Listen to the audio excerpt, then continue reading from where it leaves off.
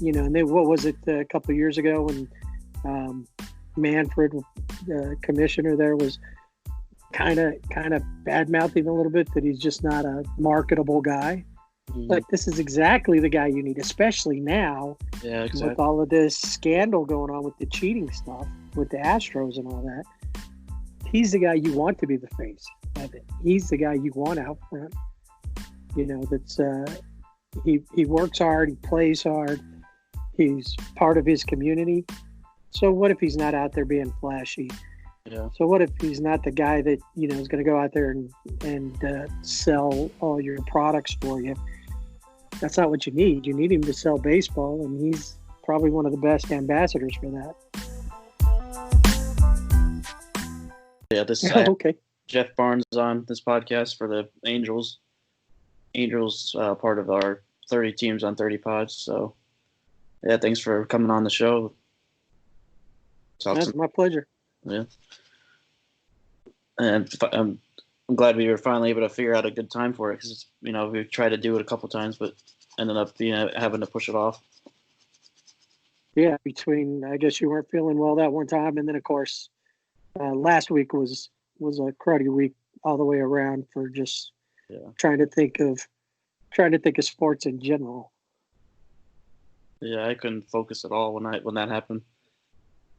Well, I knew too because you had said something about maybe Friday, and I thought, well, that's probably not going to happen. And then I saw your tweet,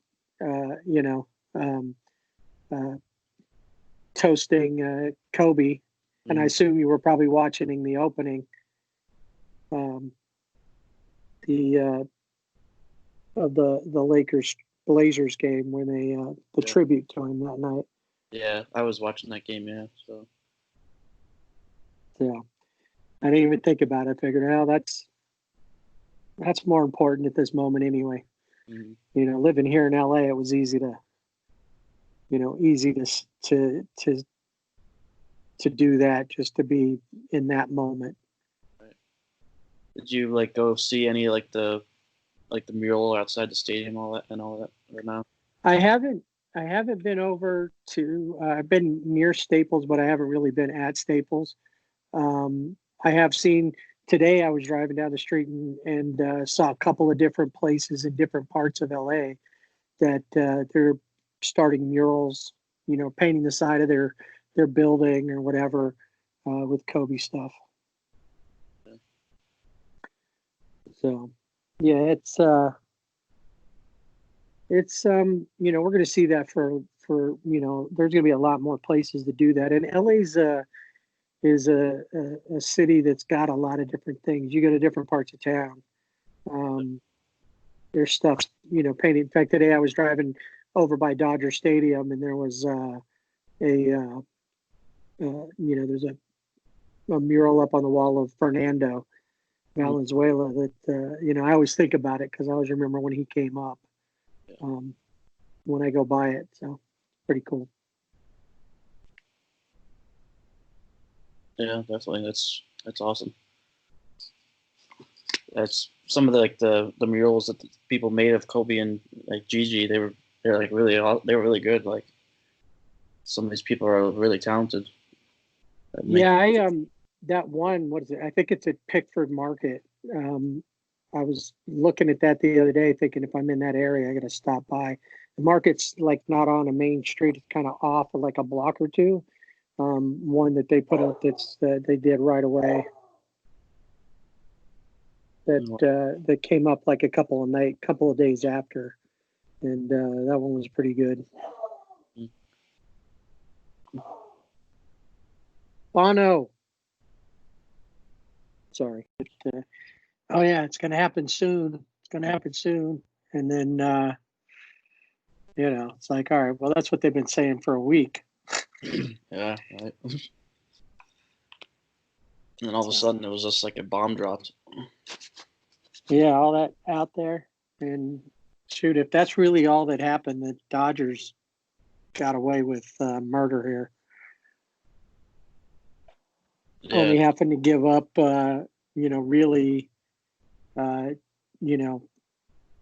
two outfielders and an older pitcher, really, in the big picture to get to get Mookie and Price. Yeah, they're gonna be. They pretty much have a easy path to the maybe I wouldn't say World Series, but at least the NLCS because I could still see the Phillies putting up a contest. Yeah, I think both the Phillies. You still have the East to get through, and the Central's always tough. So, and the Reds have been pushing to get better. So, who knows? But yeah, no, I mean they're going to win the West.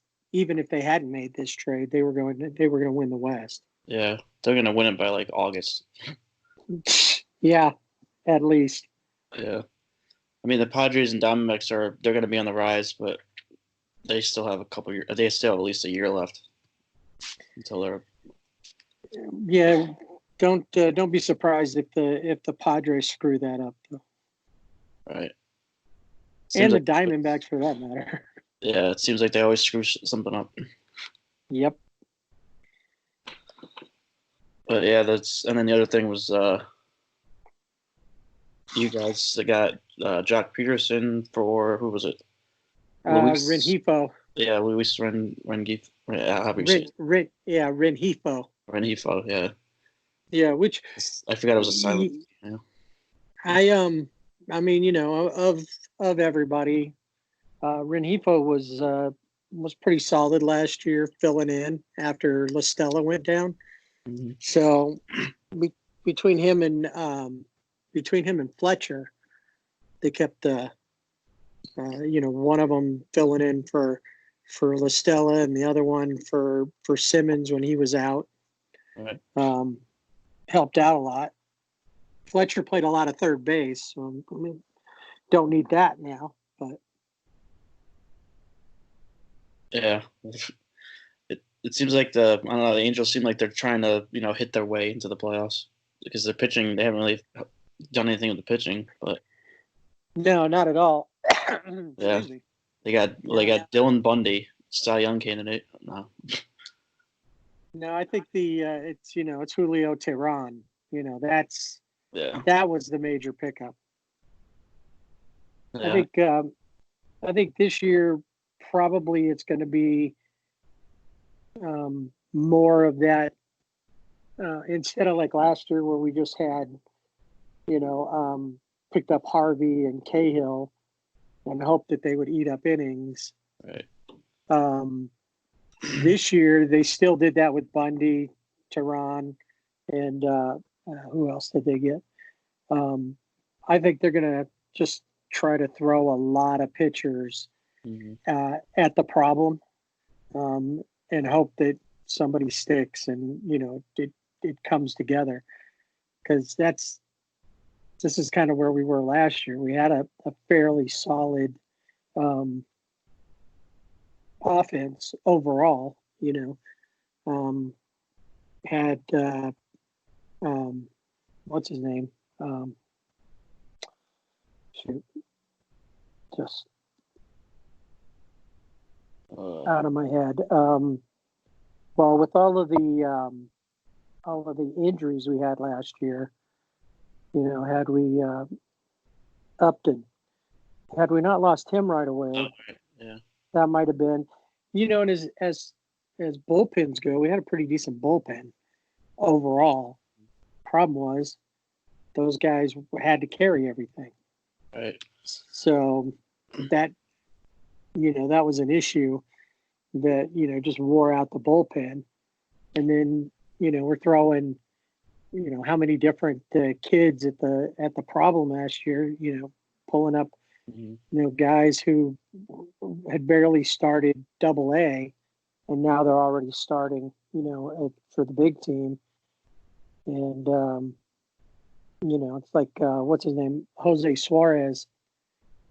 He may be great someday, but my concern is that the beating he took coming up, he had maybe one good outing here, half of a good outing there, but that may have taken a toll on him. We just didn't have anybody. Mm-hmm. So that'll be the big thing to see, how all that plays out. How, Ohtani will be back. Right. So that helps. And Yeah, I think that'll be a big help for you guys because that's pretty kind of like almost a acquisition in itself with him being able to pitch again. Yeah, that'll be good with him. What's his face that we got? Matt Andrews. We picked him up, Oh yeah, and and he can be a starter or a reliever. We'll have to wait and see what happens there. How things shake out in spring training, but it's I think we invited 4 non-roster people to the to spring training, and 4 pitchers, 4 potential starters, and 4 relievers. So 8 total pitchers.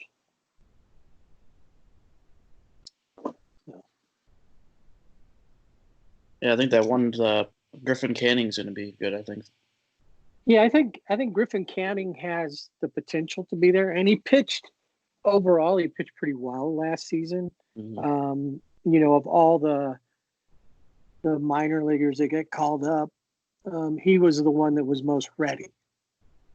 He was able to come in and pitch well, and work through some issues, and work himself out of a couple of problems, which is good that because that wasn't really Osmus's thing last year. Osmus was Osmus didn't really like to let anybody pitch out of problems, and as soon as they had a problem, which is what happens in the minors anyway. These guys don't learn how to pitch out of problems. Once they hit 75 pitches or whatever their pitch count is, but it's usually lower. They didn't like the 100 we see, in the majors. They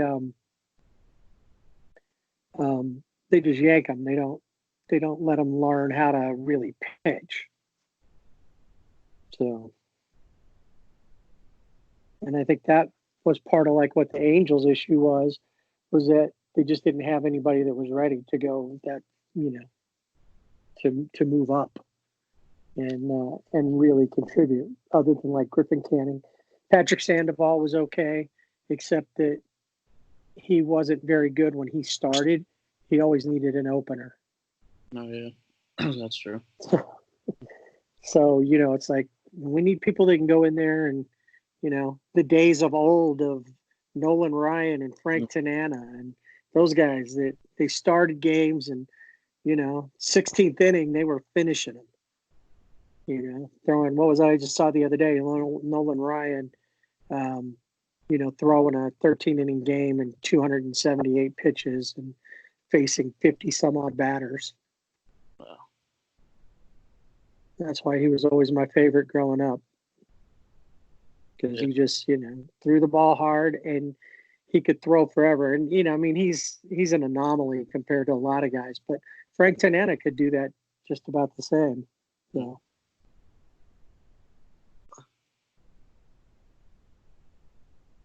Yeah, I'm hoping they can get some good pitching this year.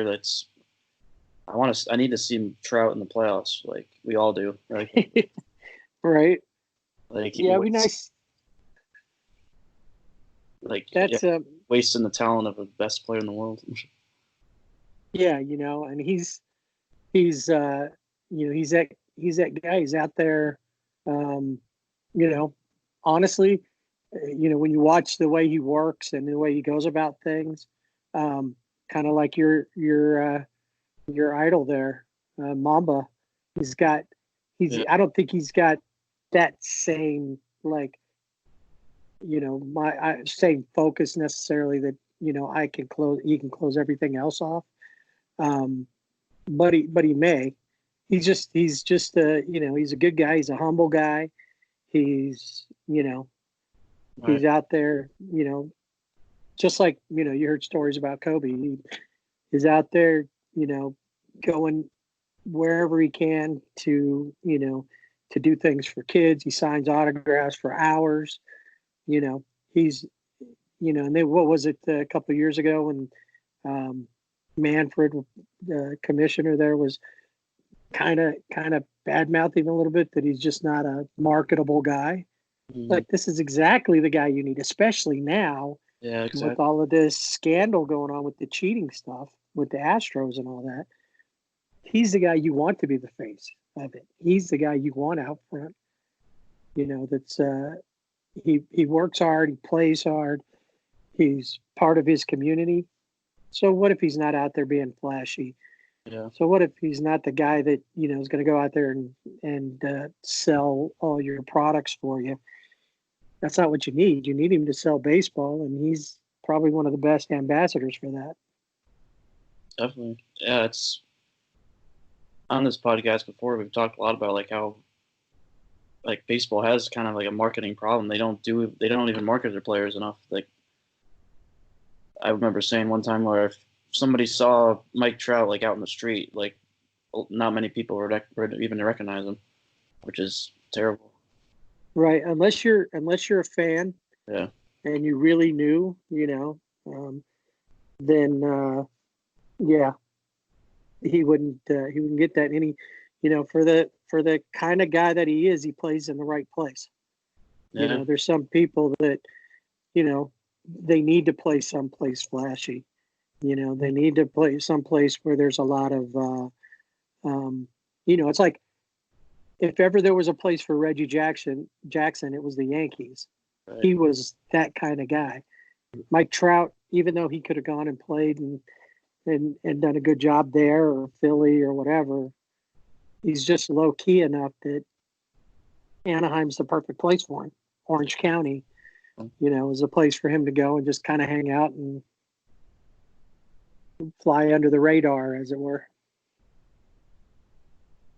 Yeah, for sure. There's been a lot of guys that are more like that too. Like that, if they went to the Yankees, obviously I think if Trout went to the Yankees, he wouldn't have a problem with the big lights either. But like those guys that go to the Yankees and then struggle because they can't handle it. Yeah, you see that all the time where guys go someplace. We'll see. I don't think he's going to have a problem, but we'll see what happens with like Garrett Cole coming up this year. What's it going to be like when he's pitching in Yankee Stadium and he's pitching on the team he loved growing up? That's going to be interesting. We saw like back in the day when Darryl Strawberry and Eric Davis, both LA kids, came back and played for the Dodgers. They played okay, but they didn't get where, they didn't maintain what they had been doing. Yeah. When they were with the Reds or the Mets. Coming back home changed them. And, playing with the Mets is one thing. You're still in the shadow of the Yankees, but, they played better in those locations, and they came here with a little more scrutiny, especially it's like, oh, you've come home. Yeah. They didn't really stand up. Their body of work fell off after they got there. What are you expecting from the Angels this year? You think they have a shot at the playoffs? Yeah, I think they can get to the wild card. I think that the Angels, they had play. If you're going to look at like last year, we can't go anywhere really but up. And last year was a really weird year. But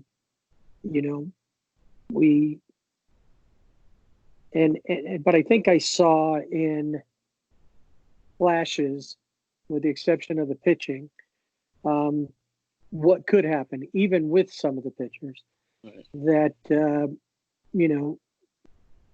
we had a chance. Last year I think even if they'd have played,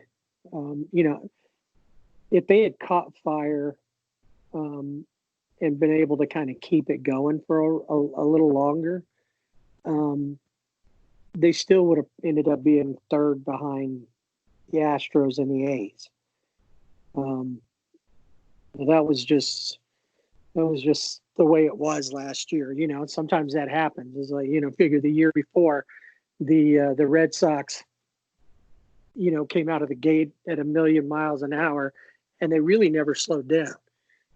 And that kind of happened between, with the other teams there, and the Angels just played too unevenly. And I don't think they had the right. I don't think they had the right leadership. Right. Brad Osmus, I still think he's a manager. He might be a bench coach. He may even, a good guy to have, in one of these new positions that have been popping up with, analytic director of analytics or something like that. But I never really thought much of him. And, but even with that, and then of course, the one pitcher that I had started to get some confidence in last year, which was Tyler Skaggs. He leaves us, and the Angels just weren't. They I think if they'd had better pitching coming out of everything, that little run they went on right after would have they probably could have maintained.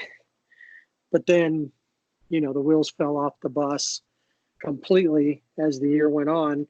When you pin all your hopes on Dylan Peters, and I think he might develop into something, but when you've got to count on a guy whose Twitter handle is Dilly Pickles, it doesn't inspire a lot of confidence. So this year, I think, starting number one is, we have a new manager who's proven he can win, and has proven he could be part of a winning formula right there in Anaheim, because Joe Madden was the bench coach of the 2002 team. So that's one thing and he's built up a lot between Tampa Bay and Chicago. Mickey Callaway, who was also part of that 2002 team as a pitcher, comes in as the pitching coach. Who knows what's going to happen there, but it's new blood in the management ranks. I think the only, besides, what's his name? Gallego, who stayed on as the bench coach, moving from the third base coach to the bench coach, and Jose Molina, who's still the catching coach.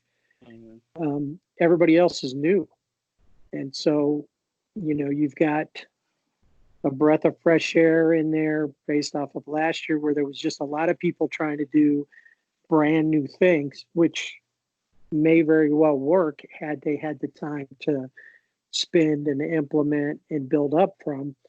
But I think Artie Moreno is just like, no, I want to win now. And I know Billy Epler wants to get something going, because I don't think he's the GM next year if they don't at least get close. Yeah, definitely. To the thing, and I mean, honestly, when you look at like the difference between, this year we're walking in knowing that Shohei Ohtani is going to play. We know that we've got Anthony Rendon now. We've got one of the best managers in baseball. Obviously we have the best player in baseball, at least arguably anyway, and Mike Trout. Now, I'm not sure how this is going to work out, but now we have Jock Pederson. Right. So, and we know what he can do, at least against right-handed pitching. The question is, can he start hitting left-handed pitching? And even if he can't, we still have Brian Goodwin, who was solid last year. And, I don't know if it's going to make any difference, but, Brian Goodwin and Anthony Rendon played together with the Nationals a couple seasons ago. We got Upton's back and hopefully fully healthy. David Fletcher, who showed in his sophomore season that he's a solid utility guy. And if if if we've learned anything from like the Dodgers, learn that having a couple of those utility guys like they have comes in handy. Somebody that you can plug into any spot.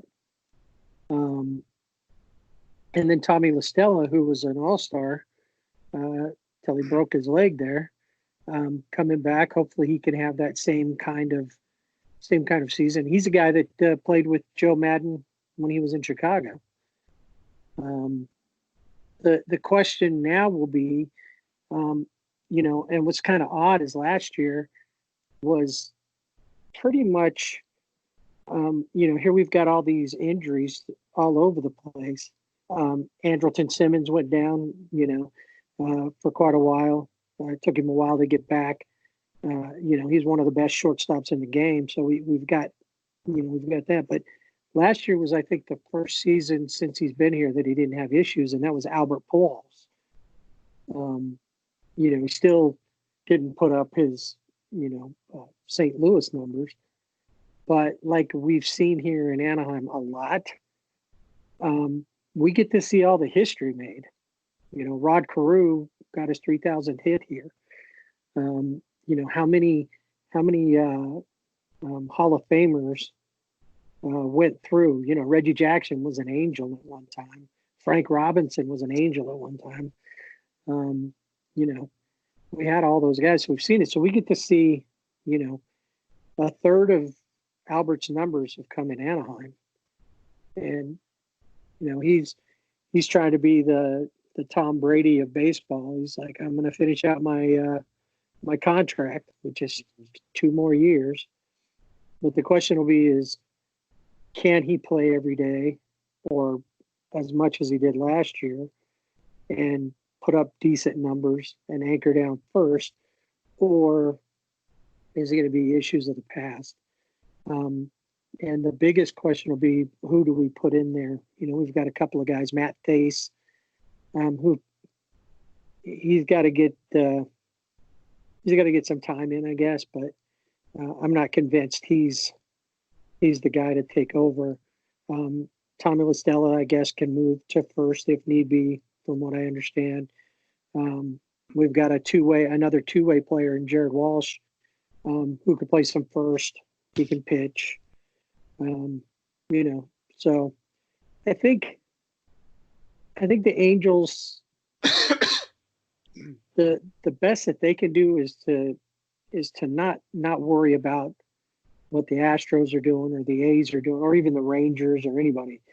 Best thing they can do is just go out and play the best baseball they can play, make adjustments, as they go. Pitching wise, they need to find the guys who can eat up the innings so that they're not blowing out the bullpens. Because the bullpen, like I said, last year and the year before, really, I think the year before, it was first month of the season, the bullpen carried the team, and then the starters kind of picked it up after that. But our bullpen was shot by then because they'd been overworked in the first month of the season. And it kind of happened last year too. I mean, honestly, if you want to put a name to the whole season, it's Adalberto Mejia, who was released. I don't remember who he was released by, but we picked him up. He pitched for a little bit with us. We released him. He got picked up by St. Louis, pitched for them for about a week. They released him. And then we picked him up again. And, that was kind of like how the season was. It was like, we always needed a pitcher. We never had a pitcher. This year, Dylan Bundy, who knows? Maybe not playing for the Orioles might, and playing with a team that actually has some talent and some possibilities might help him, and obviously that's always the key for any team is that can you support your pitchers? Can you get them the run support? Obviously, this team has a lot of offense right there. Otani, Trout, Rendon, Jock Pederson, obviously can hit the ball hard. Pujols can definitely contribute to that. David Fletcher was strong last year. If those guys can do that, and the starters, if Tehran can do, just be that solid guy that he's been in the past. Dylan Bundy can he's not been great, but like I said, some of his numbers, what I looked at was like his whip. I don't remember what it was off the top of my head, but his whip wasn't great. And that to me was more indicative of what he could be than like his ERA or that, because some of the factors when you play for a really bad team, who knows? Some of the stuff that can happen. So I'm hoping that with better support, those guys can do that. Andres maybe be another guy. Hoping that Haney, who has been off and on through his career, can he's one of those couple solid outings, and then a clunker, and then it always, to me, it seems like we're always the other thing that seems to define Angel teams, especially the pitching staff, is that if you haven't had Tommy John surgery, you can't be on the Angel pitching staff. And that's hopefully going to end now. But it seems like everybody, like we're going to get, he came back towards the end of the year, but out of the bullpen, Keenan Middleton, who previous year was surprising people. Last year he came back towards the end of the year, but, there wasn't a lot happening, and they weren't really throwing him in too many high leverage situations. But if he can return to form after Tommy John surgery, he's another good piece to that bullpen. And then, we've got Robles, Blanco Caballo to close, and he seems to have the right attitude to do that. And if he can continue to be strong with that, I think we have solid pieces. I think we're still another starter away. But I think we have the bats that we need. And like I said, we probably need at least one. We need at least one or maybe two solid starters, and maybe somebody will pop up. Maybe Griffin Canning will become that guy this year that we were seeing Tyler Skaggs become. Maybe Andrew Haney can finally get the strength of that, and then we can hope that those veteran guys can anchor it all down. So I see a potential playoff run. I don't know if we'll see it this year. I think a lot of that has to do with what the A's do. And I guess a little bit about what happens with the Astros, how they end up playing based off of, this whole cheating scandal stuff. Yeah. How that affects them. I think though the Angels have a really good. This would be the first year where I could say, well, maybe the wild card could come into play. I think they'll definitely have a winning record. They were 80, 82 last year, so they weren't far off. But I think I'm not sure that we pushed that far over the line, but I think we're better than 500 for sure. I can see 85 this year. Yeah, that seems reasonable. 88, 85 to 88 maybe. You get on the right run.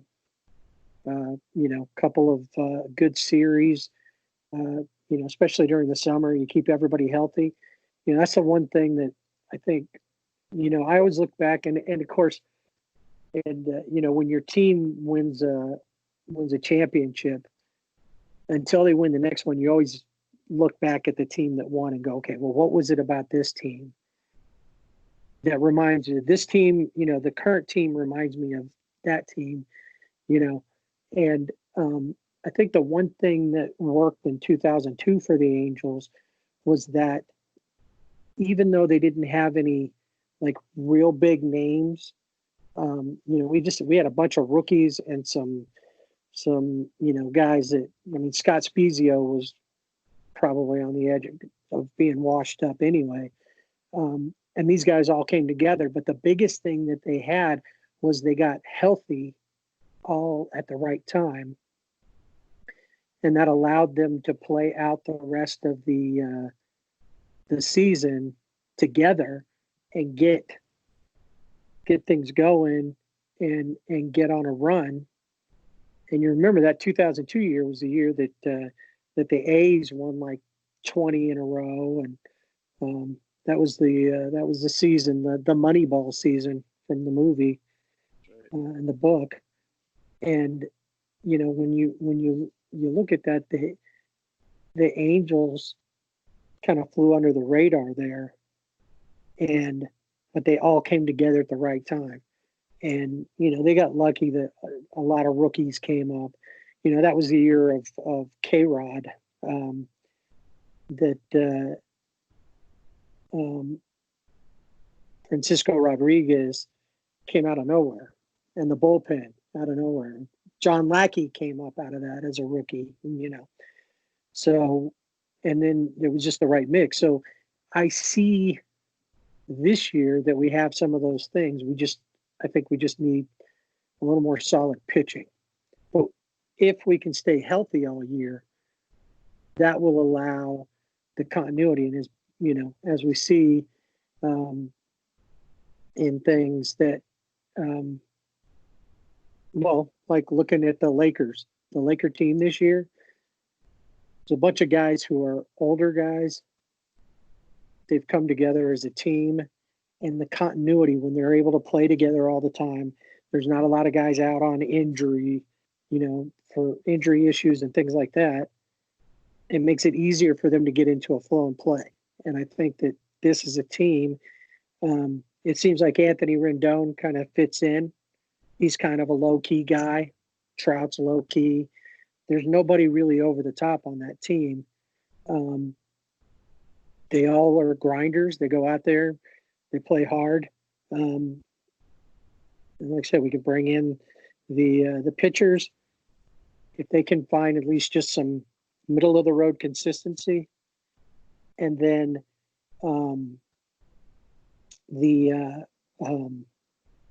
and then everybody can stay healthy or, come together towards the end and be healthy to finish out the season strong. I think the playoffs are not out of the question. Yeah, I agree with all that. And now, especially, I think the Red Sox are definitely going to be out of it. So that takes a team out. So yeah, I don't, and I wouldn't be surprised if the Sox maybe traded Chris Sale at some point as well, since they got Price out of there. And I know they just wanted to clear out. I mean, those were two of their bigger, Price especially. Bet, who knows what he was going to cost them a lot if he'd have stayed. Right. So. How's it going? Hey, what's up, Johnny? Hey, what's going on? Hey. Yeah, so this is another guy from that does the podcast with me, Johnny. Oh, okay, cool. And this is Jeff. Jeff? Yeah, Jeff. I'm just excited for baseball. Yeah. I as much as I enjoyed watching the Nationals beat the Astros, the minute that last out was caught, I was sad. I was like, man, I mean, and I love football. I love basketball. I'm a fan of all that. I follow it, but there's just something about baseball, and I was a little happy that it wasn't like last year.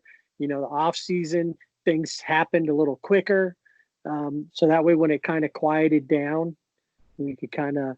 And of course, it makes it easier, when your team does something in that time frame. So we signed Rendon.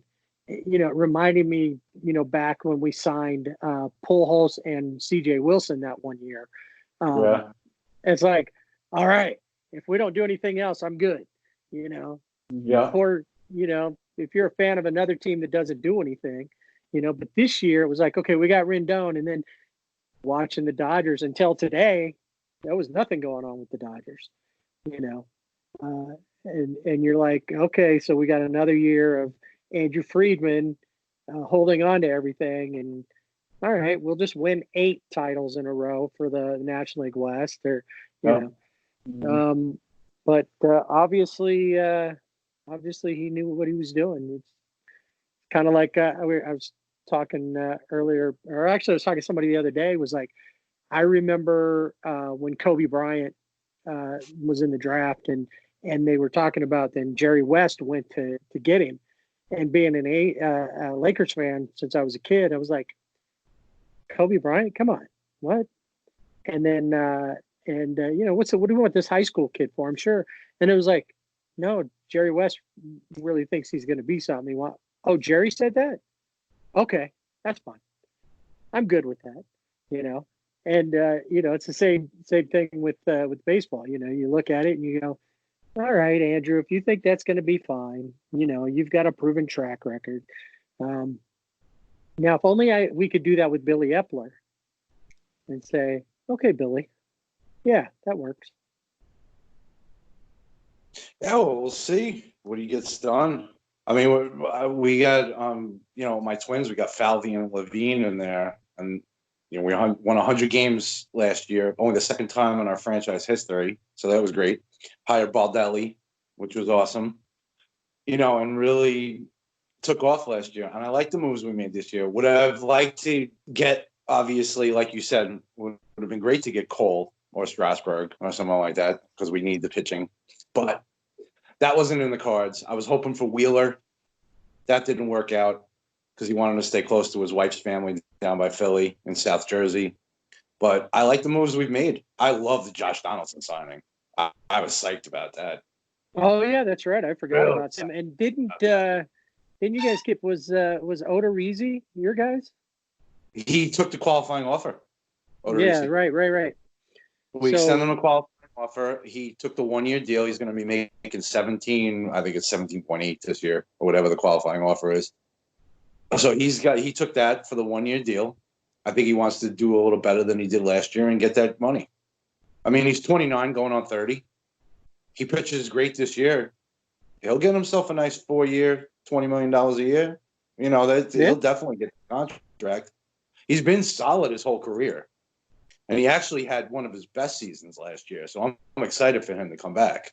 We have Jose Barrios, which is great. Now getting Maeda. We signed Rich Hill, who should be back in July. Pineda will come back off suspension in May. We got Jhoulys Chacin, who we just signed to a minor league deal with an invite to spring training. So we filled out the rotation. A bunch of 30-somethings, but whatever. I'll take it. Yeah. But the fact that we got Donaldson was huge. Oh yeah, that was something. Yeah, I was kind of hoping to see Odorizzi be available and maybe come out here, but I was cool with it when and then I always forget about Chacin. He was an Angels pitcher for a while, and then who was he playing with? Milwaukee. Right, and then so every time I'd see him. Yeah, like 16 games a couple of years ago. Yeah, when they the playoffs, I think I went to one of the games. That was a regular season game, but I saw him pitch with him, and I'd seen him pitch when he was with the Angels. So, he's solid. I mean, I'm not, Well, it's another one of those guys. Yeah, exactly. Innings That's what I mean. eater. I'm in the same boat you guys are as far as that goes. We're a bunch of, Right. Although Barrios, I think, is going to take a step forward, and Odorizzi's got something to prove to get that contract this year. So I like that, having those two guys. That's what you need, that fire. And like Yep. you said, Odorizzi, that's the first guy I thought of was like, this is a guy that could become an ace. And whether he stays there or whether he goes someplace else and signs a longer term deal, he's a guy who's got that fire to get that big contract, to get the money, and that's what you need. That's like Dylan Bundy you were talking about earlier.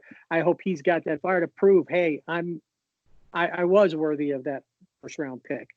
I am better than what I looked like when I was with the Orioles. Yeah. Odorizzi was smart too, because if he would have not taken the qualifying offer and gone out in free agency, I mean, you look at how many starting pitchers were out there in free agency. Yeah. So he's competing with Strasburg and Cole and guys like that. Maybe he lasts until now before he's even signed. I mean, Keuchel was out there, guys like that. So maybe he's looking at next year's free agent class and being like, I might be the big fish in a small pond next year. So Let me take $17.5 million this year. Won 100 games with these guys last year. Maybe we can make some noise again this year and do something. As long as we don't have to play the damn Yankees in the playoffs again. So maybe, that's probably what he's looking at. Alex is a Yankee. I was like, I know he is. But I think almost everybody's saying that this year. I hope we don't have to play the damn Yankees. Yeah. Because, if ever there's a team, I got to go see my barber here soon, and he's a huge Yankees fan, and he was like last year, he was just talking about. He goes, think about what we have, and that doesn't include Giancarlo Stanton, who's on the bench right now because he was injured or whatever. He goes, can you imagine the luxury being Giancarlo Stanton? And I'm just like, you're killing me, dude. The luxury for us is, one of the relievers, Luke Bard, came in and pitched a solid 8 after coming in to relieve at the second inning, or the first inning. That's our luxury.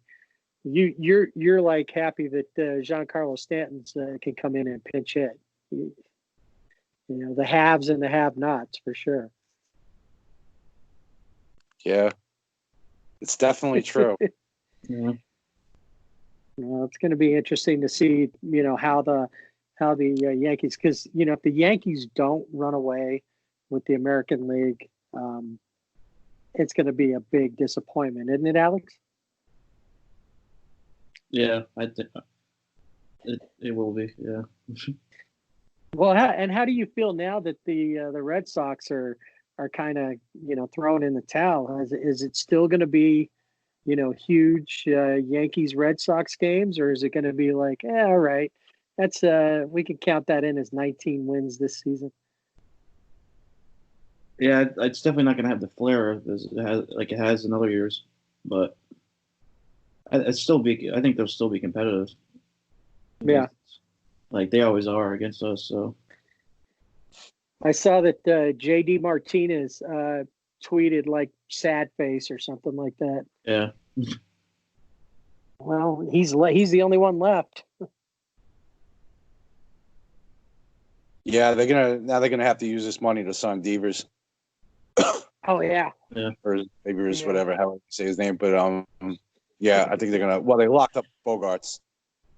Now that they got rid of Betts and Price's contract, well, half of it anyway.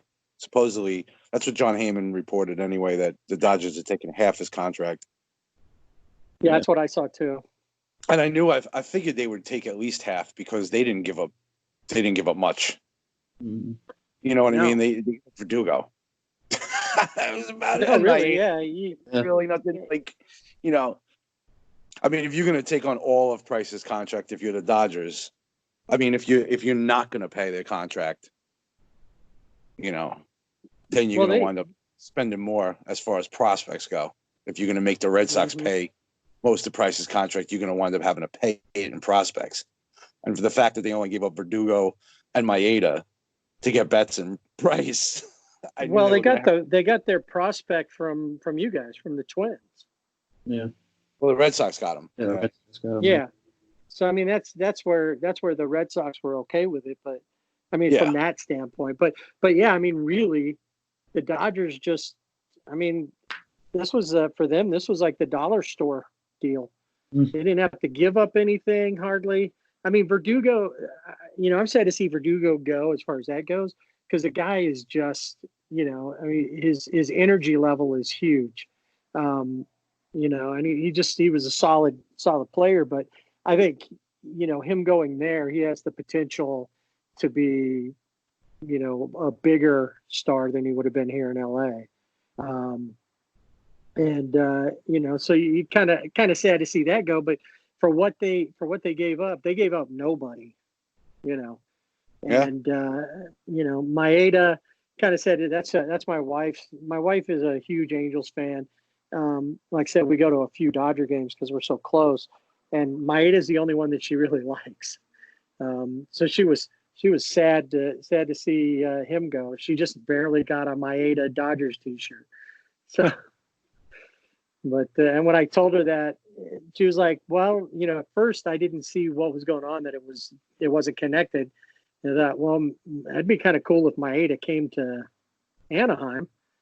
And she's like, "Oh, that would be perfect." Right, my favorite down here, but no, you'll look it up. They probably have it on YouTube, but they do this thing at Dodger Stadium. It's called "What's in the Box," and they'll have a teddy bear, or they'll put a bowl of spaghetti. It's like those games you play, with the peeled grapes. Oh, that's eyeball kind of thing.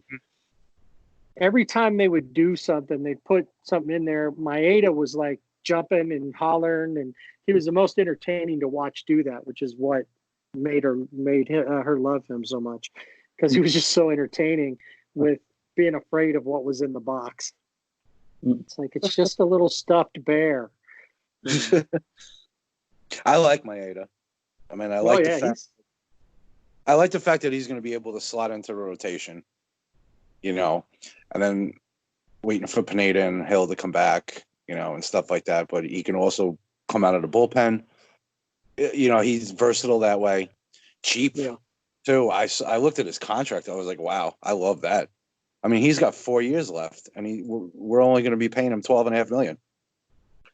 Yeah, no, he's definitely a bargain. I'll take it. That's the thing with Gratterall. I like Gratterall. I mean, he's got the potential. He's got a real high ceiling. The guy throws 100 miles an hour, and everything like that. I just personally, looking at him and kind of looking at what he's all about, I personally see him being a reliever going forward. I'm sure the Sox are going to try to keep him in the rotation and see what he does. I just don't think he is a secondary stuff. He's got great fastball, no doubt.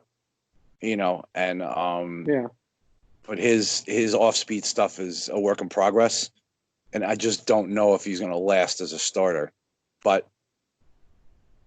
who knows? He could prove me wrong. I think he, that's the one thing, with pitchers is like, if you've only got one good solid pitch, starting's probably not the thing for you. If you can't, and it's odd, but how many pitchers out there have a great fastball, but they have mediocre breaking stuff and they don't have a changeup, right? And they don't realize that by having a changeup, you probably can keep that starting job. You don't need to have 3 solid pitches, but you do need to have a solid pitch, changeup, if you're going to throw the fastball a lot. And that's, there's a lot of those guys, to me, if it was me, I'd be happy with whatever. You know what? You think I'm going to be better in the bullpen? All right, I'll go to the pen. Still paying me the same amount of money, whether I pitch, or now pitch 3 batters or out of the end, I get you out of the inning. I still make the same amount of money, whether I pitch 1 inning or half an inning or I pitch 6. All the same to me. Yeah. Job's still just yeah, that exactly. That's the bottom line, and that's the thing with some of these young guys is like I'm good with it. Having some of these young players, you want to see these guys come. You need these guys to come up, but you need guys that are middle up veteran presence because that's the guys that are going to win. A team full of rookies isn't going to win a World Series title. Right. You want a little bit of that mix, but that's why I like when they say people are untouchable. I was willing to trade, Joe Adell for a solid, a number one or a 1A, pitcher if we could do that, because we don't know what Joe Adell is going to do yet, and we don't really have an open space in the outfield for him, and he hasn't proven he can hit at AAA. Brandon Marsh, another guy coming up, great, but he's only at AA. We don't know what he's going to become. Right. You look at it. Who was the kid? I think he was Rookie of the Year from the Astros this last year. You're Don Alvarez. Yeah, and the Dodgers traded him. They signed him and they traded him. They didn't know what he was going to be. And sometimes it's like, what do you want? Now, unfortunately for them, they just got Josh Fields out of it. But, you don't know what any of these guys are going to be. And the Dodgers have been lucky that they haven't traded away some of these young guys who have become, Cody Bellinger, Corey Seager, Will Smith, Walker Buehler. But until you've got a better thing, nobody knew Mike Trout was going to be Mike Trout till he came up and was Mike Trout. Right. So, and some of the guys that we saw, Luis Rengifo. Luckily, when he came up, he felt he had something to prove when Tommy La Stella went down and played solid.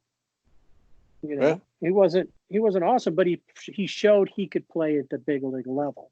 Right. And he's still considered a prospect. I'm just thinking about this trade now. So who do the Dodgers have in the outfield now? So they're going to put Bellinger in center. Now, without Verdugo or Pederson, they have Bellinger in center. Obviously, Betts in right. Who do they have in left? Pollock. Yeah, Pollock. Pollock. I keep forgetting about him. Yeah, that's right. Most people do. Yeah. Yeah, I forgot they had him. Yeah. Well, so the infield. I guess what they could do, because they have Muncy too. I was just thinking of saying maybe they move Turner to first, Lux at short, Rengifo at second, and move Seager to third. But they still have Muncy, so he's probably going to. And Muncy would probably play in that, like in the scenarios that they brought up of when they thought either Rendon might show up, or there's still all that talk about Arenado. Is that JT goes to first, and then Max moves to second. Right. Then Lux to short, Seager to third. Lux to short or Seager. Well, no, because you got Arenado at third if he was to come. Well, and then you try to get what you do is you try to flip Seager for a starter. Yep. Yeah. I think. And that's what I was kind of hoping, might see, even with the Angels. It's like if you're gonna trade off a couple of these guys, we got to have a starter. And I was just looking at the Dodgers roster. I don't know who. Oh, who else the Dodgers could play in left is Chris Taylor. Yeah, that's right. They still have him. I forgot. Unless they flipped Alex Wood, who they just picked up again. Oh, they picked him up again? Oh, I thought he was still a free agent. No, they re-signed him. So unless they did that, it'd be Urias, maybe Ross Stripling, who could be a starter. But that doesn't, not that I would mind having Stripling, but Stripling kind of becomes, like we were talking about earlier, another one of those guys who can come in and just eat up a lot of innings. So he becomes, we end up having 3 or 4 of the same guy with nobody being a number one starter. So we got Julio Teheran, great. We got Dylan Bundy, fine. Maybe Andres shows that he can be a solid starter. And of course, Shohei, I get right now, even with his limited body of work, Shohei's our ace. And and Heaney. I'm not comfortable with that. Oh, and Heaney, yeah. Yeah, I like Heaney a lot. and I like him, but due to injury and he's been inconsistent, coming back. And I'm sure a lot of that has to do with just he's injured. So by the time, he's starting off okay, then he gets injured, then he's out for a while. And like any player, it takes him a little bit to get back in, especially with the pitchers, right? Yeah. So, I mean, that's what we were talking about earlier, was that if the Angels can stay healthy more than not, especially for the last half of the season, that opens the door for them to make a playoff run. Get Mike Trout another chance to actually be successful in the playoffs, because he had a bad series, the first time he was in. Yeah. Certainly didn't look like, the greatest player in the game. But I'm sure, just watching how he's played and matured over the years, I'm sure he will adapt and put on a show if he ever makes it back. Yeah. Mm-hmm. Well, that's been the Angels' issue over the past probably 5 to 10 years, has been their pitchers' health. Yeah.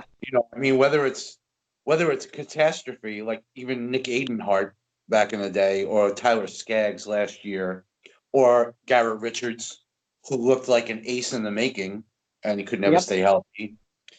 Heaney, and then losing Shohei Ohtani to Tommy John surgery last year. It's a Schumacher. Remember Matt Schumacher? Yeah. I mean, there's like a list of of injured or unfortunately deceased, Angels starters. It's just ridiculous, like the type of bad luck they've had with this stuff. It's unbelievable. Oh yeah, no, you're right. And I forgot about Shoemaker, because he got that ball back and cracked his skull open. And then I think he's retired now, because he went somewhere else and then got injured again. He was with the Blue Jays, I believe. Yeah. Either last year or the year before. I believe he finished up with the Blue Jays, if I'm not mistaken, but I could be wrong with that. It was last year, because he was with the Angels the year before. But yeah, all those guys, they can't stay healthy. And like I was telling Alex earlier, it's like it's a prerequisite. It's like, have you like when you're looking at a job and it'll say either have this or have it within 6 months of getting the job. Tommy John surgery is a prerequisite for something you have to have if you're going to be an Angels in the Angels rotation. Yeah. Just about all. In fact, I think when we got traded for Dylan Bundy, that was the first thing I looked. Did he have Tommy John surgery yet? Oh, he's already had it. Great. That way he won't need it once he's here. Yeah. And that's the thing. You're 100% correct that our problem with the pitching staff has always been health. And then they take and we'll have a solid set of relievers who look terrible because they're getting used every night, pitching 4 or 5 innings a night, because nobody can go past the second or third inning. Or like I mentioned him earlier, but like Patrick Sandoval, who can't start any of his own games, he can only finish them. He needs an opener for all of them. Right. That's just not. That's not my style of baseball. The openers are just, an opener is called a starter, and he's going to get you. I know nobody's doing complete games anymore, but at least 6-7 innings. Yeah. And then that way you can use we've got some decent relievers. Like I said, Keenan Middleton's coming back. He came back the end of last season, but he was solid the year before. See if he comes back strong after his Tommy John surgery. Cam Bedrosian was another guy who, who pitched pretty well, but these guys all got burnt out because they had to throw every day, just about. So, if we can get to that, then I think our offensively, even defensively in the field, we have a solid team. Pujols is still, a solid first baseman. Now with Rendon at third, that shorts that up. One of the best shortstops in the game, and Andrelton Simmons. Simba. So that left side of the infield is solid. Shouldn't be anything going through there. And then whether we play David Fletcher or Tommy La Stella at second base, if Tommy La Stella comes back like he did last year, he's an all-star at the beginning of the season. Till that broken leg, we're pretty solid there. And then our outfield, now we've got Jock and Brian Goodwin, of course Trout and Upton. The questions, I think too, I'm not feeling like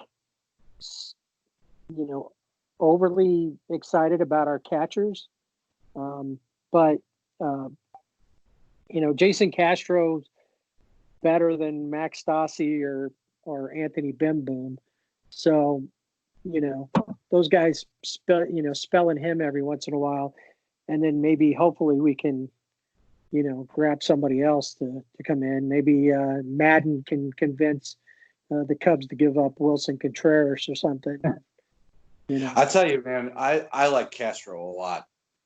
He's an excellent pitch framer, excellent defensive catcher, left-handed catcher, takes his walks. I mean, I'm a Twins fan, and he was on the Twins for the past 3 years. Now, of course, with the emergence of Mitch Garver last year and his improvement defensively, and obviously we're not going to pay Castro the $8 million a year that he wanted, was making the past few years. So he was expendable as far as we were concerned. But I always liked Castro as a catcher. Oh, I mean, yeah, he's excellent defensively. You have to kill you at the bat. He's got a little pop. With 100 games played behind the plate, he can hit you 12, 15 home runs. He'll take a walk, give you a nice 350 on base percentage. He's solid player. And that's, from that standpoint, that's exactly what we need. Somebody who can be, who's defensively, who can handle the staff, especially as unsure, as we are of that staff. Sometimes that's the key right there. Having a good catcher can help develop some of these guys, these younger guys, into help them get some confidence and be a little stronger and learn how to pitch out of problems and know that they got support behind the plate. And, from that standpoint, I'm with you. I didn't know a whole lot about him. I was like cool with him, compared to who was out there and obviously compared to who we had. Right. And having, I guess, there's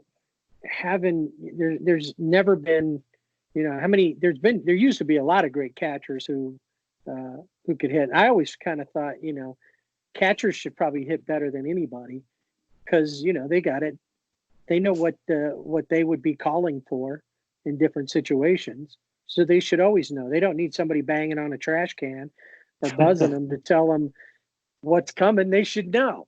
What would I call in this case? But maybe that's why. Know. I mean, and I know not all of them are going to be Johnny Bench or, Yadi Molina or some of the great catchers, of the past who could hit, for average and power. But they should all be striving for that.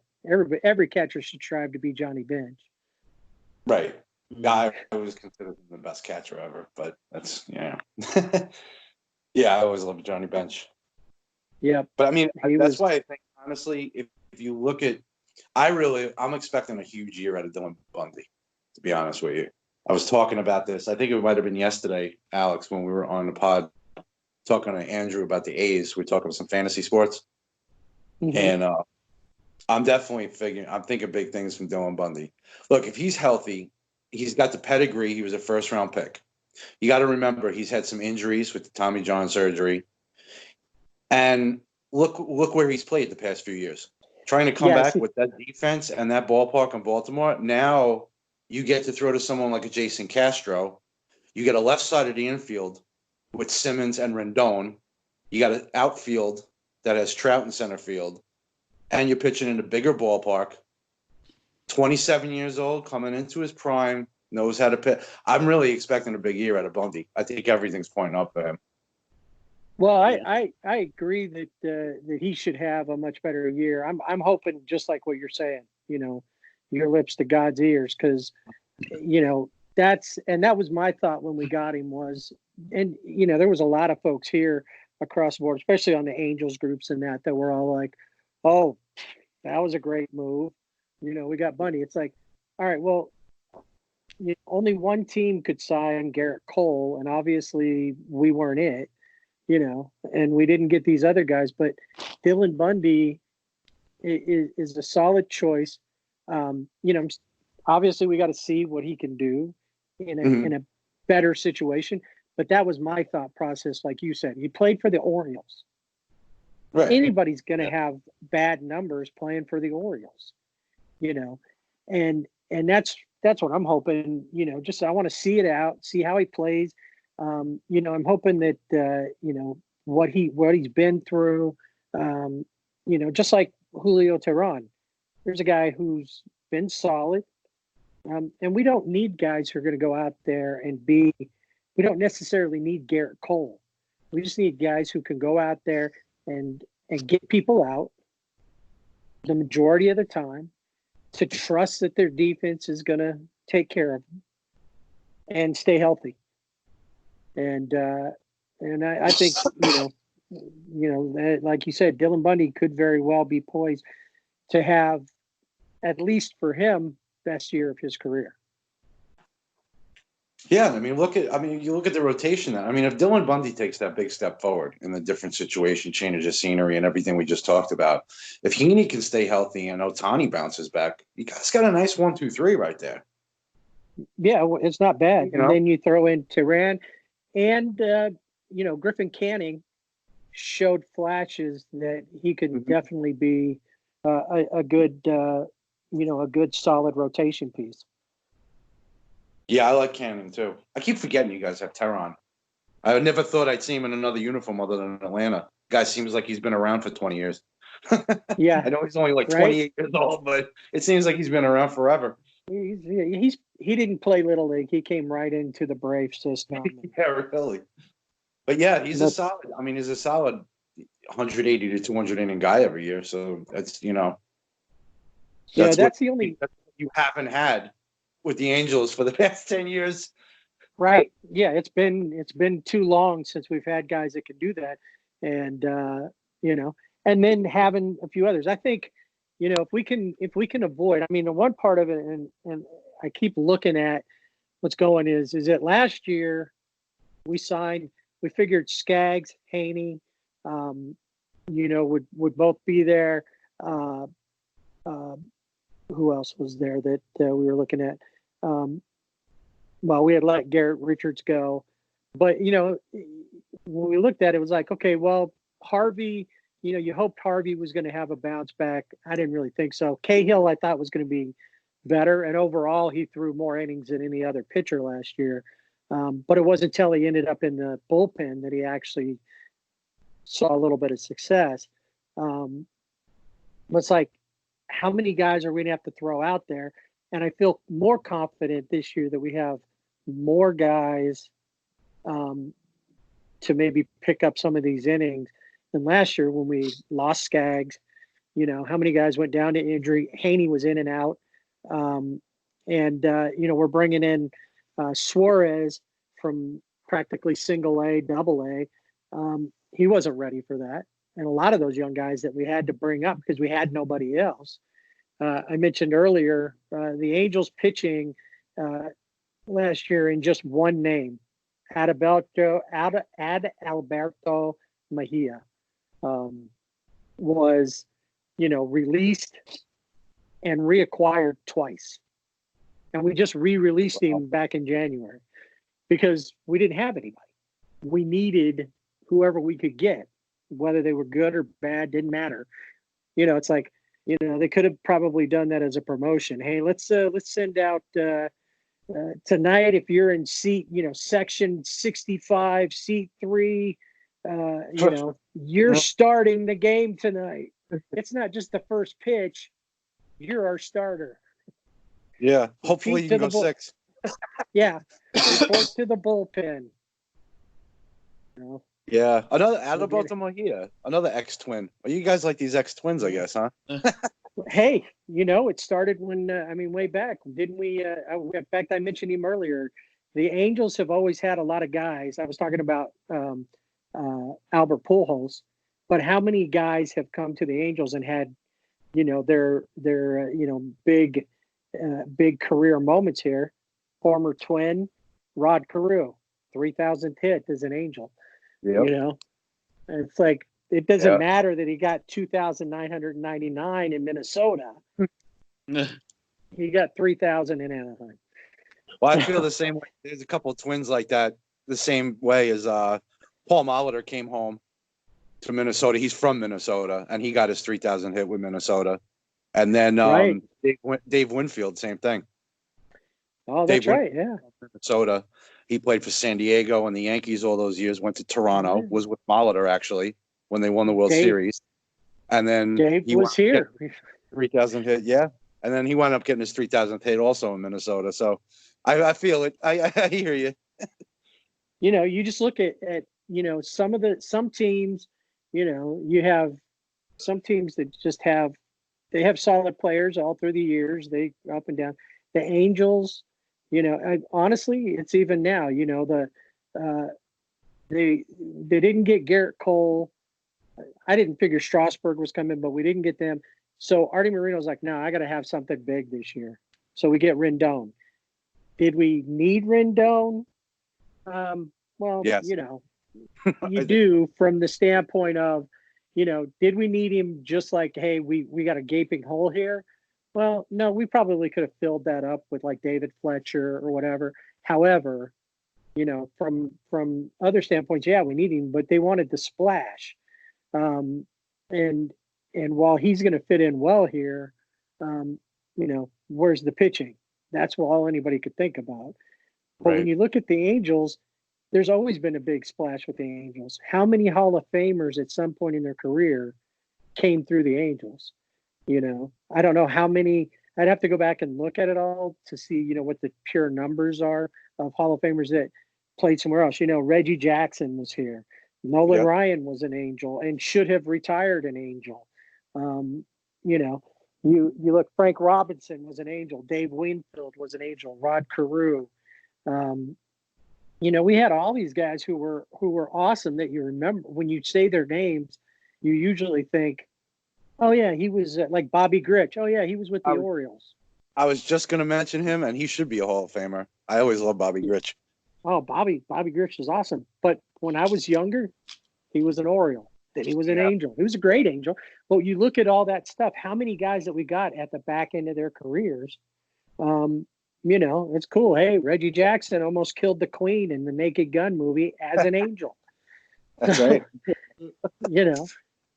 We've had a lot of great guys, and Pujols has put up a third of his career numbers have happened here. So we got to see home run number 500. We got to see 600. We got to see him, go over 2,000 RBIs.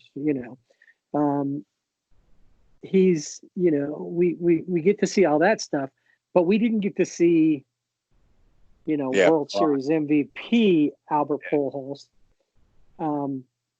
But he's still, he's still solid enough that, provided, this year, I don't know who we'd replace him with, as it stands now. We'd have to go out there and grab somebody. At this point, I think I'd be willing to go out and see what we could do to get Chris Bryant, move him to first. But, yeah, I mean that would be huge. He'd have one of the best infields in the major leagues. You get Chris Bryant to play first and Doan at third, and you have the best. You have the best fielding shortstop in the game, and arguably, I wouldn't even say arguably, but probably top 5 all time at this point. Yeah, I agree with you. Yeah, Simmons and it's ridiculous with the glove. Oh yeah, he's on another level. He's on Ozzie Smith level. Oh, absolutely. Yeah, he's just the plays he makes, and the sad part for him last year was that the year before he was one of our best hitters. Nobody else could hit. It was him and Trout. Last year he coming back off an injury, he was able to get back defensively, but the bat wasn't coming around, and that tends to be the part that's the problem. Because you're going to go out there and take 1,000 ground balls, but you're not going to always be in there hitting 1,000. Yeah.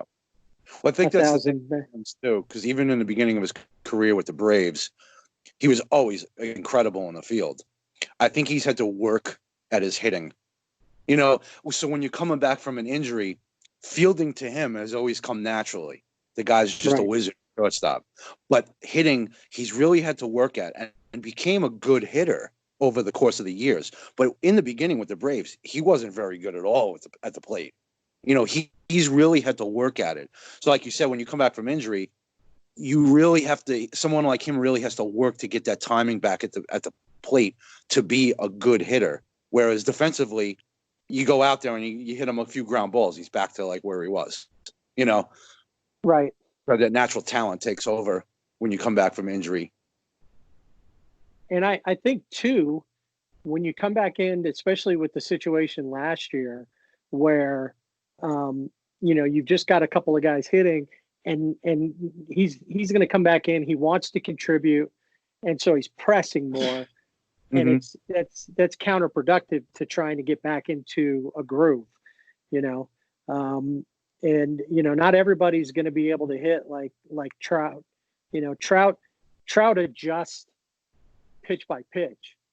You may start him on something, and you've just now told him, he's already adjusting to you. Well, you're in the windup. Not everybody can do that, and Simmons, I think a lot of it was he knew, and these guys, the real competitors are going to go out there and they're going to push themselves hard to contribute. They want to be. He's a leader on that team, being one of the veterans, and he's thinking, okay, well, I made that big play in the field that stopped that rally from happening. Now I need to go up and get something started here. And then he, swings at a bad pitch and he's down. And it's like, and then that gets in his head. So like you said, one comes naturally, the other thing he's really got to push to make it happen. Right. Yeah, he's got to kind of try to separate the defense from the offense. Right. Not let it come to the plate with him or vice versa. But he wouldn't take his offense to the field because he's just so natural defensively. But the other way around, I see what you're saying. Yeah, definitely. He's had to, like I said, he's had to work at his batting because he was never a very good hitter. Only the past couple of years we've gotten to be good. Well, you figure in 2018 he hit almost 300, somewhere at 290s, I think. Mm-hmm. So I mean, in that, it came in. He's comfortable. He got comfortable there. He likes it, and I think, like that probably goes for any player. The guys that you see, they come in and play well. It's too like watching. I think that part of like what's his name, Bryce Harper's issues this year and Manny Machado's issues this year, moving to new teams, is that they had to get in and get settled in and different situations. And once you get in, it makes it easier. Some guys are just never going to hit, but some of these guys like Simmons, like we could probably go back and, go through and find other players. And once they got comfortable there, once they got they figured it out, they started hitting the ball and started being, pretty consistent. Yeah, it is an adjustment period. I mean, if you have a family, you're moving your family across country, you're doing this, you're doing that. You have to get, I look at someone, I'm actually writing up a fantasy article about the catchers, and you look at someone like Yasmani Grandal. Now, he went to Milwaukee last year, had the 1-year deal, and he played well, got himself a 4-year contract over $70 million this year for the White Sox. But he's coming to a new team, a new league also. He's been in the National League his whole career. So he's coming to the American League, learning a new pitching staff on the defensive side, as far as calling the game and everything like that. What is that going to take away from his offense? At least maybe the first month or two of the season until he gets kind of acclimated with everything. You never know. That's something, like you said, that sometimes it takes these guys sometimes a little bit longer, to adjust to everything. And a lot of the pitchers he's going to be facing, he either has never faced before, or he's faced them once or twice in like interleague play. Right. So yeah, not only does he have to do the scouting and understand as a catcher, catching a young staff with Dylan Cease and maybe Michael Kopech and Giolito and these guys over there, Ronaldo Lopez, not only does he have to learn their stuff and how to call a game and the hitters in the American League, but on the offensive side of the ball, he has to learn the pitchers that he's going to be facing. So I think it's going to be a lot for him in the beginning. And I could foresee him having a little struggles at the plate, especially first month or two. But he'll be looking for the first interleague game. He'll be like looking for that, circling that. This is where I get on pace, get on track here, because then he'll know something. But yeah, you're right. And you figure, how does this field play? When I hit the ball, because that's been the big thing talking about around here. With the trade with Mookie Betts. Was how's Mookie Betts? We know what he can do, but how's he going to be away from Fenway?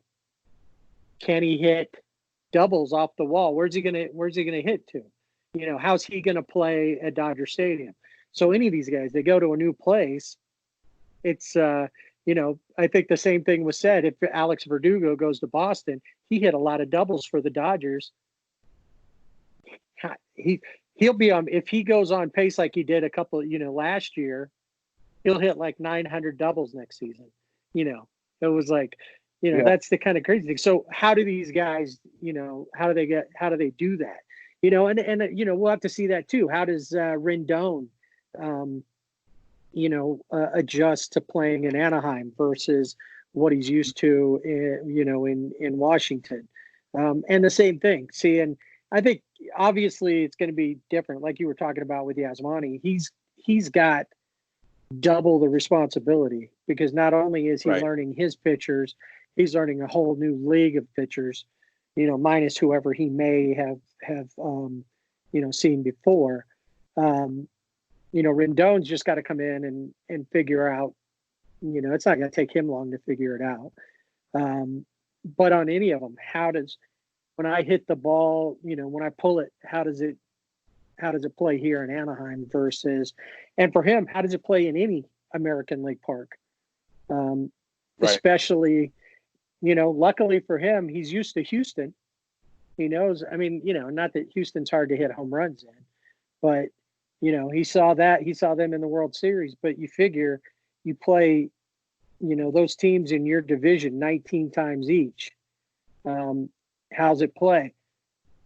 The one thing that everybody will have to do this season is figure out what it takes to, how the new Ranger Stadium hits when they're in Arlington. Yeah. But Jock's played enough times in Anaheim. I think he'll have a clue. But yeah, that's right. You guys played each other enough every year. You guys play. So yeah, you got the Freeway Series to start. And then, one series, a home and away during the season for Interleague. This year will be kind of interesting because Angels and Dodgers play right before the All-Star break. Mm-hmm. And they just play Friday, Saturday. There's no Sunday game. Okay. right before the All-Star game. So there's a couple of those series, and I think just about everybody has one of those where they're just playing Friday, Saturday series, and I think it's all interleague connected. And then, for whatever reason, then they get an extra day off somewhere instead of doing a full weekend series. The schedule has gotten weird over the past couple of years. I noticed teams off. It used to be Mondays and Thursdays with travel days. So you'd have like the short schedule on a Monday, a short schedule on a Thursday for whoever was traveling to the next city or whatever. Right. Now you get random Wednesdays off. Like someone will have a Friday off. Like it's gotten strange. The whole schedule league wide. I'm not just talking about the Angels Dodgers, but I'm talking about league wide. It's just weird seeing that not everyone's playing Friday. Like Fridays was yeah, that's exactly. You're right. It's exactly right. There was a couple times this last season where I noticed that a weekend series was like they did a 4-gamer Friday through Monday, and at first I thought, oh, was that just like those guys needed a makeup because of a snow day early in the season or something like that? No, that's how it was on the schedule. Yeah, and then they'll give them Tuesday off. It's just strange. Like, I don't know.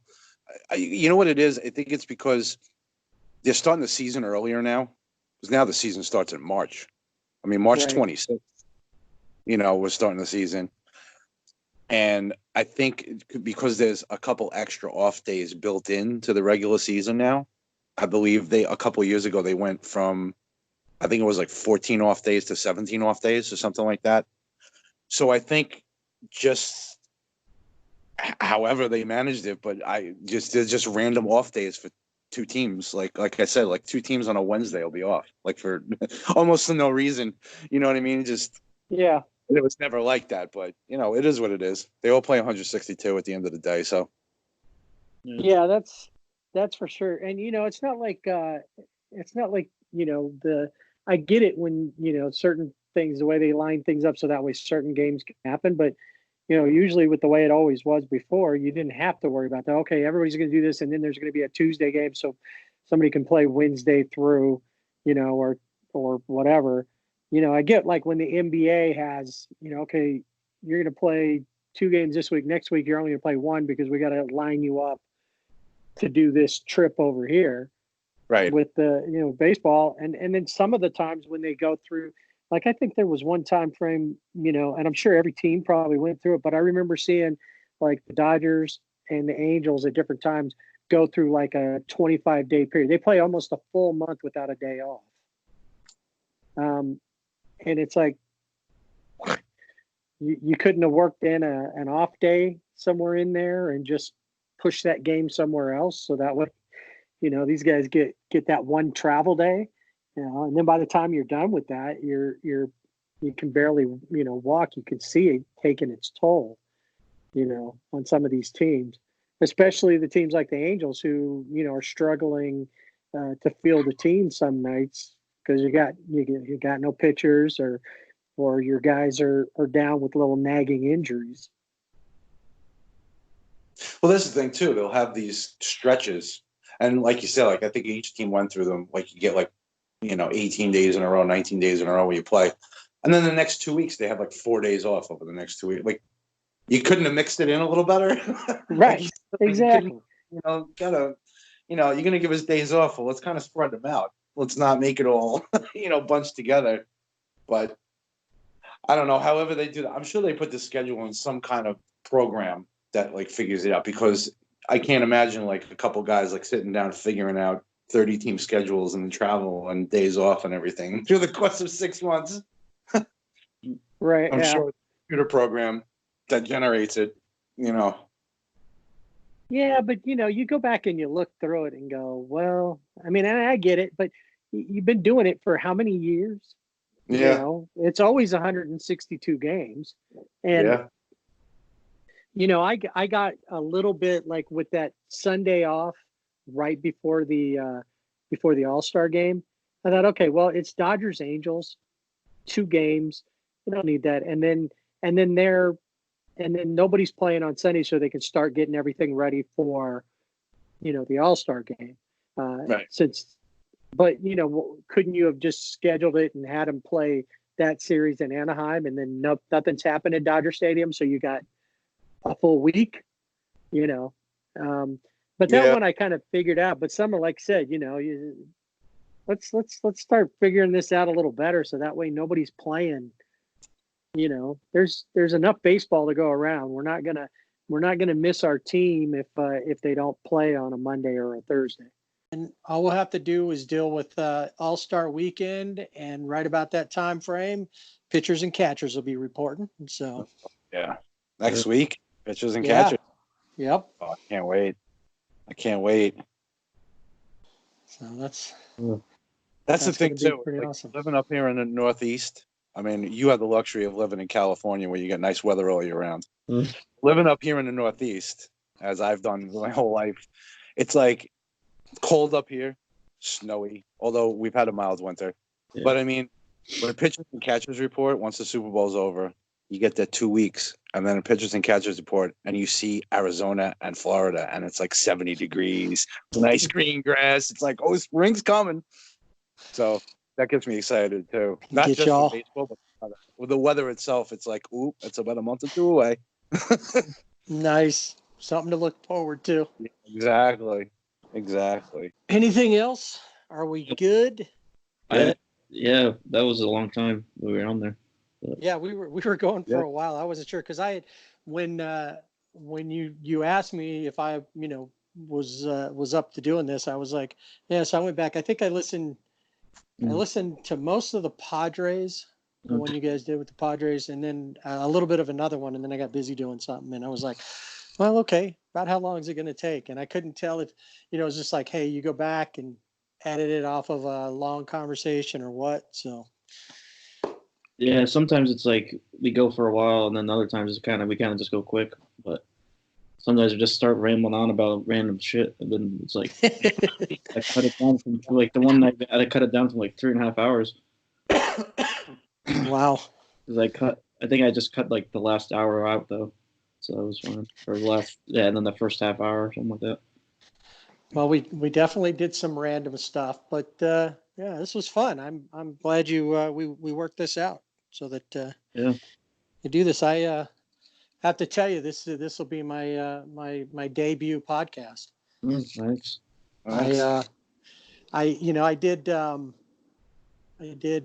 was in radio for about 7 years, mostly was just mostly a music jock.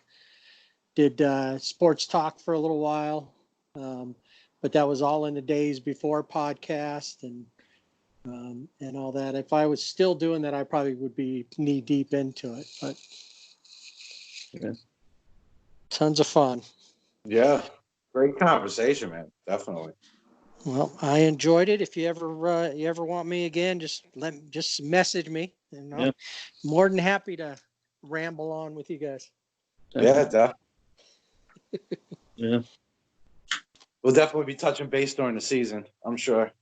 All right. Yeah, that sounds good. Yeah, we catch up, see what's going on. And hopefully this is going to be, an unforgettable season with the movement that's happened. Right. I mean, there's still going to be the teams that aren't going to go anywhere. We're not going to see the Marlins or the Orioles in the World Series, I don't think. But are you sure about that? Yeah. Well, my money's on the Tigers. Yeah. Well, there you go. Right. Yeah.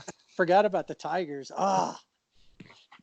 I thought the Angels had a chance, and now you bring up the Tigers. Matthew Boyd, Cy Young.